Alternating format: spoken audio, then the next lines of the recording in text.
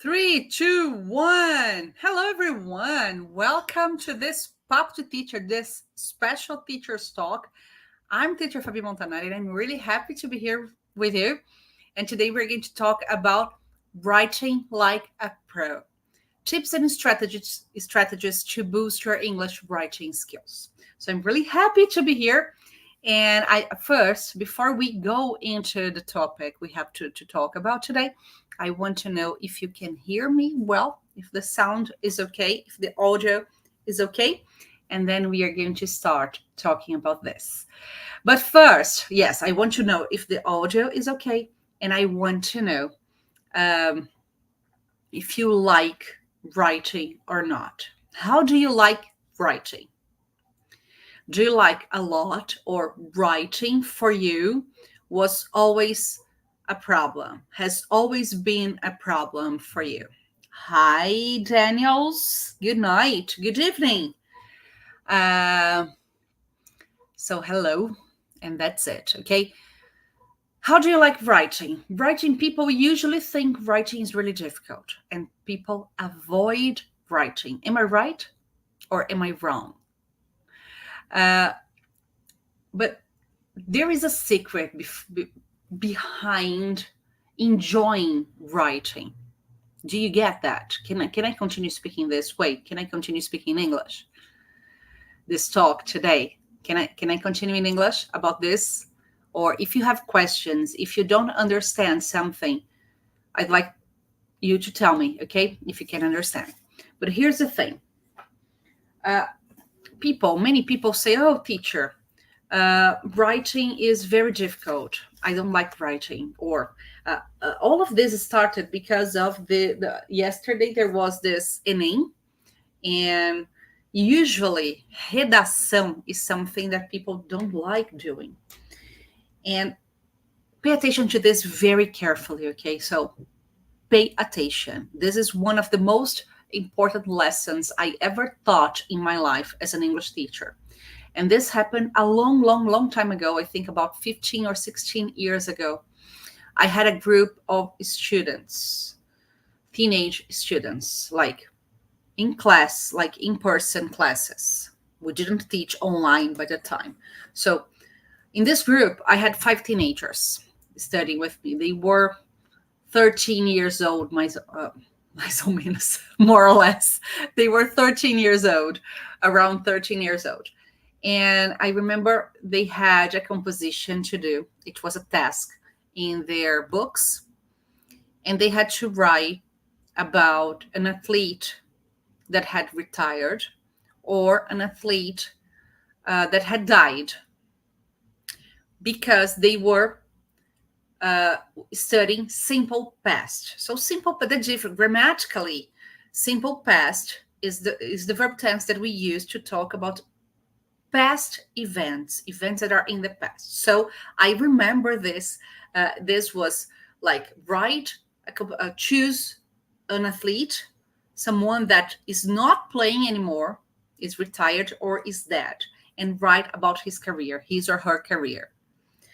And then a few days later, I received this. And when I started checking,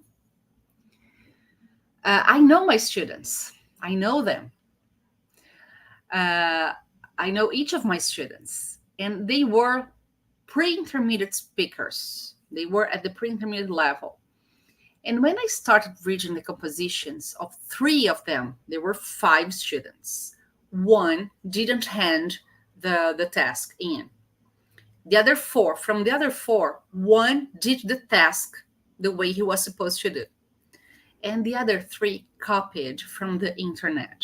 In 2010, 2009, they copied from the internet.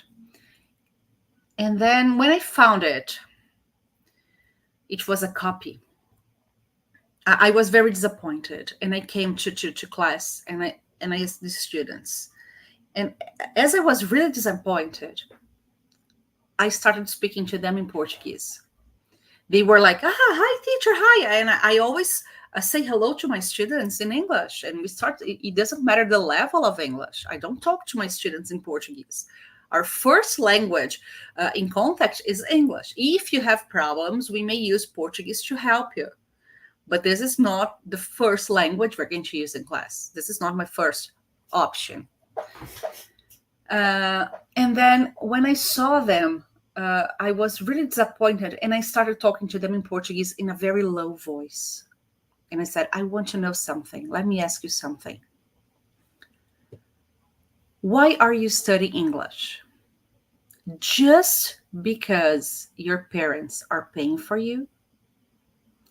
Or because you see that speaking English is a great opportunity for your future? And then they said, all of them, they said, oh, even though our parents are paying, I see that it's a great opportunity for my future.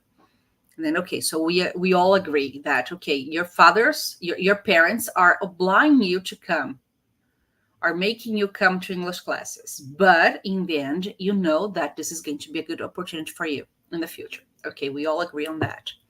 Second point, what do you think about homework?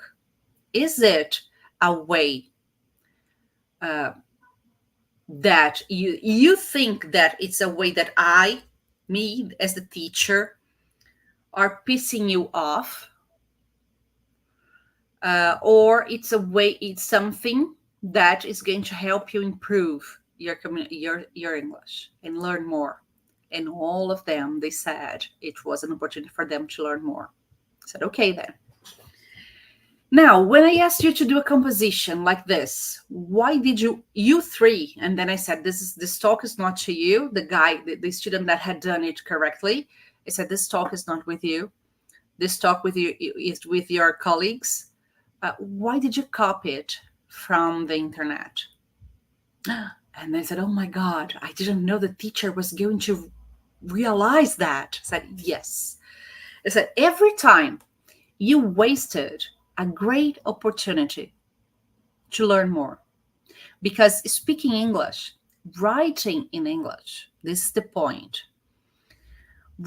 Because writing is difficult, teacher. It's so difficult. I said, look at me, look at my face, and I'm going to say something, and I really hope you take this forever in your life.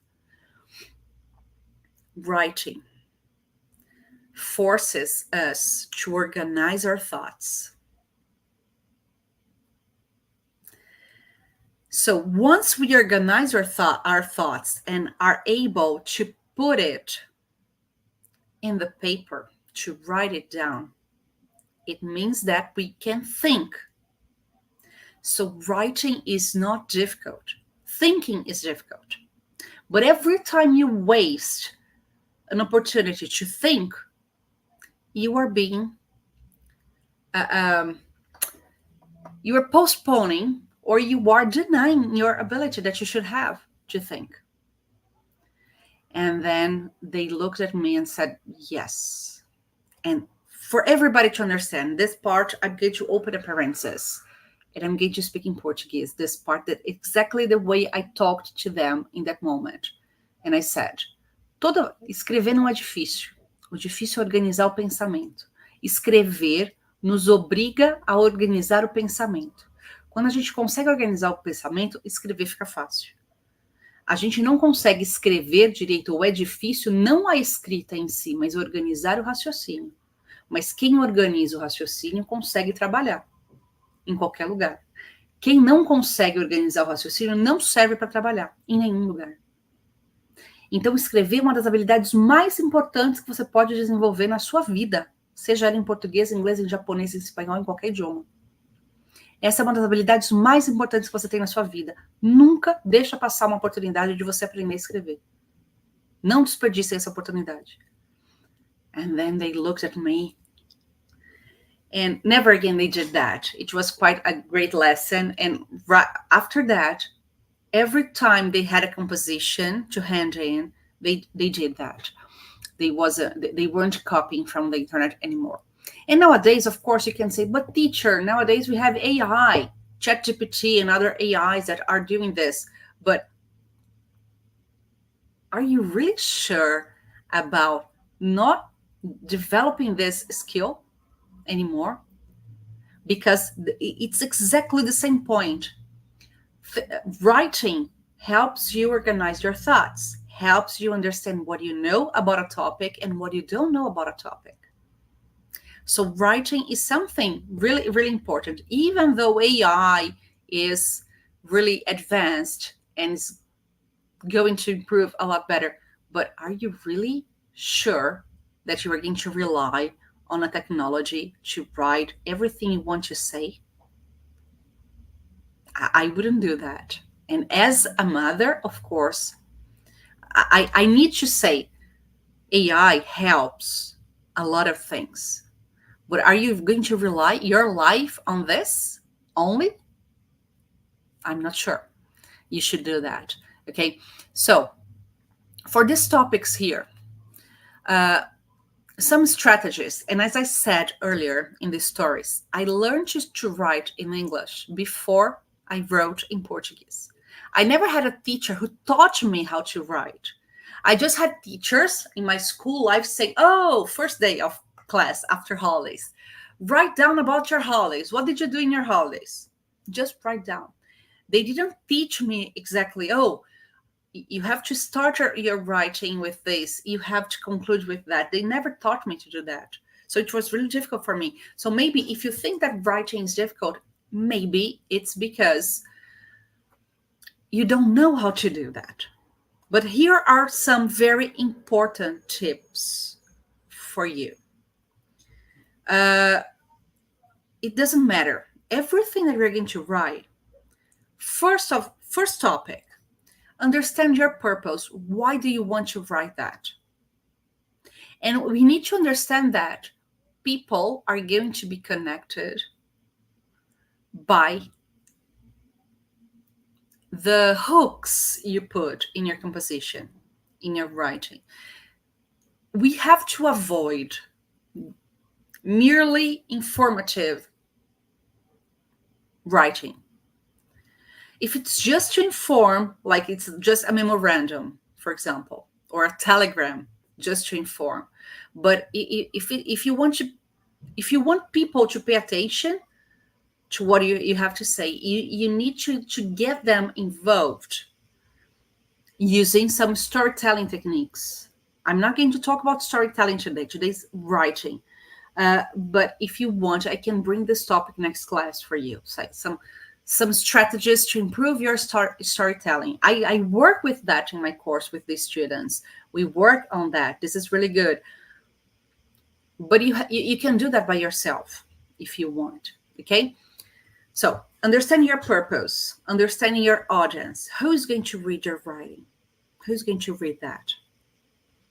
And then my teachers always taught me to do that. I never go to the writing itself, straight to the point. First, I organize what's the topic, and I do that by writing. It doesn't matter if it's on a Word file, I open my computer, or if it's on my paper notebook, I just write what is the topic. First thing. So take notes about this, okay? What is the topic you have to talk about? How can you name your article? Or how can you name your letter or your email? What's an impactful name you can put on that? What are the keywords related to that? What are the keywords? So make a list. The topic, the possible name for it, keywords you have to use in your composition, in your writing. And then 3 main topics related to this. Like in bullets, just write 3 topics. Then from this is the very beginning of your writing technique. You understand the purpose, the audience, and if your ideas are clearly structured. How are you going to move from topic 1 to topic 2? How you are going to move from topic 2 to topic 3? And then you start writing. This is your first draft. Don't expect it to be ready at first. If you really want to improve, if you really want to boost your speaking, your writing skills, okay? But this is going to impact directly your speaking skills too. So this is not only about, oh, teacher, I don't need to write in English. I just need to speak. Writing is a very powerful tool for you to do that. Okay. So once you have that, then you write down. Okay. Are you taking notes, people? Are you following me here? Yeah. So once you have your ideas connected, then you write. After you finish writing, you go back to the beginning and see how many times you have repeated the same words. Imagine you say work, work, work, work, work many times. What are synonyms for this? Instead of using work, how can I say the same thing not using work? So then you're going to increase your vocabulary. Make a list of synonyms. Then you have to say, oh, it was a beautiful day. What are synonyms for beautiful? Go to an online dictionary, synonyms for beautiful. Check on a good online dictionary. And then you find all these words that you want and make a list of them. So beautiful, awesome, maybe, depending on the context. What are other possibilities? Go there, check on it. Okay. And this is a powerful way for you to expand your vocabulary and avoid repetition, because like too much repetition in one article, in one writing is not good. People are going to disconnect from what you have to say. They're going to disconnect from your message. Okay. And then, of course, review the grammar and syntax essentials. Avoid common grammar mistakes like he is, he doesn't, I don't, but he doesn't. Like basic grammar rules. Try to look for them. Are they correct as far as you know? Oh, teacher, but this is why I'm studying English. I don't know if it's correct or not. Before you go, for example, to ChatGPT, check my writing, you do that by yourself. Because I'm not talking about writing professionally. I'm talking about writing as a tool to improve your speaking skills and improve your fluency. This is important. Okay, so is it readable? Do you know this word? Readable. Something that people will be able to read. Is it readable? Check on it. Okay. And depending on your level, you are going to use more or less connectors. Do you know connectors? This is very important. Like first, we need to decide on the budget of the new project. Later on, we are going to discuss how many people will be involved in this project. Imagine you are writing an email. Okay. So like first, later on, and another sentence. If on one hand, the company is increasing, on the other hand, the expenses are increasing as well. Like these connections, you need to be able to use that depending on your level. Okay. And of course, is it clear for you to do by yourself? For example, you need to ask if it's clear. And in the writing, how to avoid these filler words. The exactly way I did that. This is a filler word. Is the reading fluent, or people are going to get stuck because the idea is not really clear? How do you do that? Reading out loud. Read it out loud. See if you are breathing where you have to breathe. See if it makes sense. If necessary, teacher, I don't have anybody to check on my writing. Okay, what if you record yourself reading out loud this, and then you read to it later? How is that? How's that going to sound for you?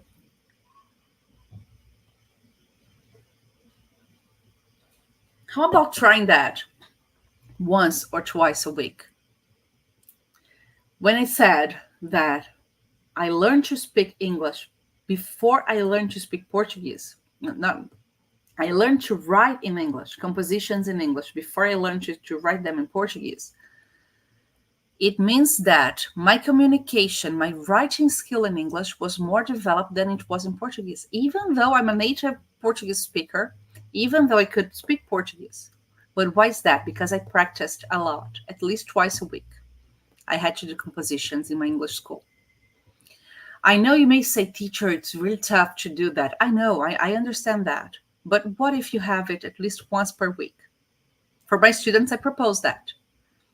So my students can every week, the students participating in the online programs, they can, every week they have a topic for them to write, and then they submit for us and we correct and provide them the proper feedback so that they know where they have to improve, some other strategies. So doing that in person is really good.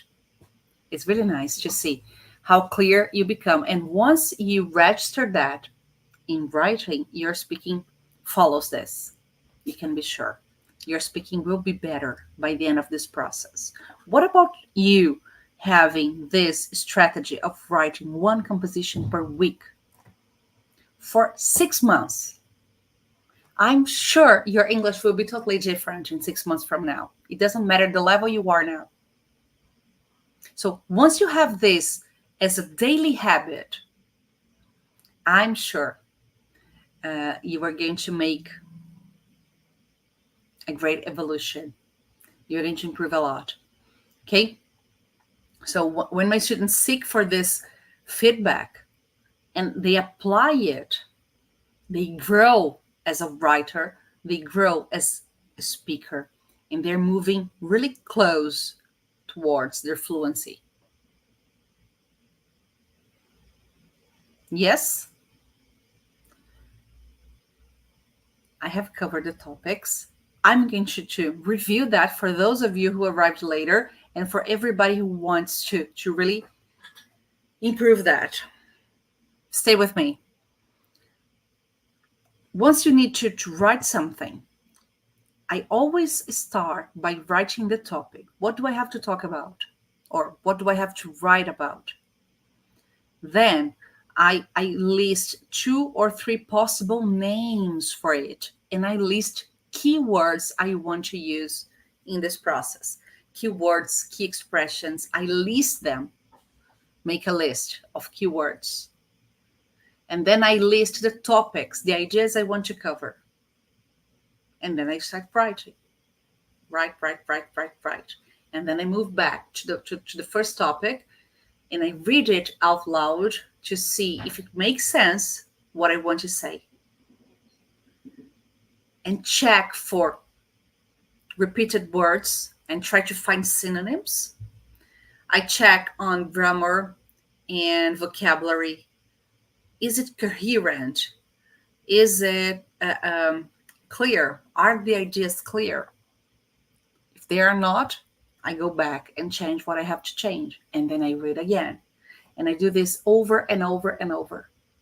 This is great for us to think better in English, for us to speak English better, and for us to communicate our ideas in a more clear way. Is that right, people? Do you understand that? How clear is that for you? Do you think you can do that, people? Or not? Let me see if I have questions here on YouTube. If you have questions on Instagram, you just let me know.